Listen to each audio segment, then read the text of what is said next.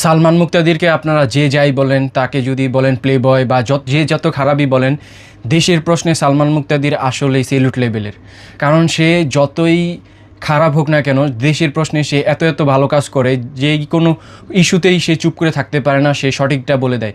এই যে কিছুদিন আগের ঘটনা, একদিন আগেই সে সংবাদ সম্মেলনে বলে যে দেশে যারা অযোগ্য ব্যক্তি আছে সকলকে সরিয়ে যোগ্য ব্যক্তিকে বসাইতে হবে, কারণ না হলে এই অযোগ্য ব্যক্তিদের জন্য দেশ আস্তে আস্তে পুরো রসদলে চলে যাইতেছে ধ্বংসের পথে। এত মানুষ প্রাণ দিল, তারপরও দেশটা যে ন্যূনতম পরিবর্তন হবে সেই পরিবর্তন হয় না।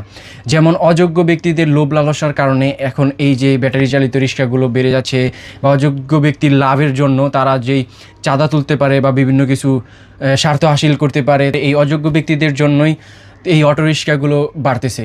কারণ এই অটোরিক্সাগুলো কিন্তু ঢাকার শহরে পুরো প্রাণঘাতী হয়ে দাঁড়াইছে, কারণ ঢাকা শহরে এত পরিমাণ অটোরিক্সা, আর এইগুলো কিন্তু একটুতেই উল্টে যায়, আর এগুলোর অনেক রিস্ক আপনার প্রাইভেট কারে লাগিয়ে দেয়, বা মানুষের প্রাণের পুরো মূল্য নেই এই অটোরিক্সার জন্য, কারণ এগুলো এক একটা মৃত্যুফাত। তারপরে বলতে চাই যে বিদ্যুৎ তো থাকে না বলেই চলে। আর আপনারা দেখতেছেন যে রাতে যেখানে বিদ্যুতের চাপ কম থাকার কথা, সেখানে রাতেই এখন বিদ্যুতের চাপ সর্বোচ্চ বেশি। কারণ কি? কারণ আপনারা জানেন যে অবৈধভাবে অটো চার্জ দেওয়া হয়। অবৈধভাবে বলতে রাতে যখন অটোগুলো বন্ধ থাকে, তারা যে গ্যারেজে লাইন দিয়ে দেয়, অবৈধভাবে লাইন দিয়ে চার্জ দেয়, আর সেই জন্য কিন্তু বিদ্যুতের চাপ রাতে সম্পূর্ণ অনেক বেশি থাকে। তো এই অটোরিক্সাগুলোই কিন্তু বিদ্যুৎ সম্পূর্ণ খেয়ে ফেলতেছে, পুরো দেশটার মধ্যেই অসংখ্য বিদ্যুৎ খেয়ে ফেলেছে। সরকারও হিমশিম খাচ্ছে যে বিদ্যুতের চাপ সামলাতে সরকারকে হাজার কোটি টাকা বিদ্যুতের ভর্তুকি দিতে হচ্ছে, আর এই টাকাগুলো সম্পূর্ণ জনগণের। সো অটোরিক্সার যদি লাগাম এখনই টানা না হয়, সম্পূর্ণ দেশ আস্তে আস্তে রসদলে চলে যাবে।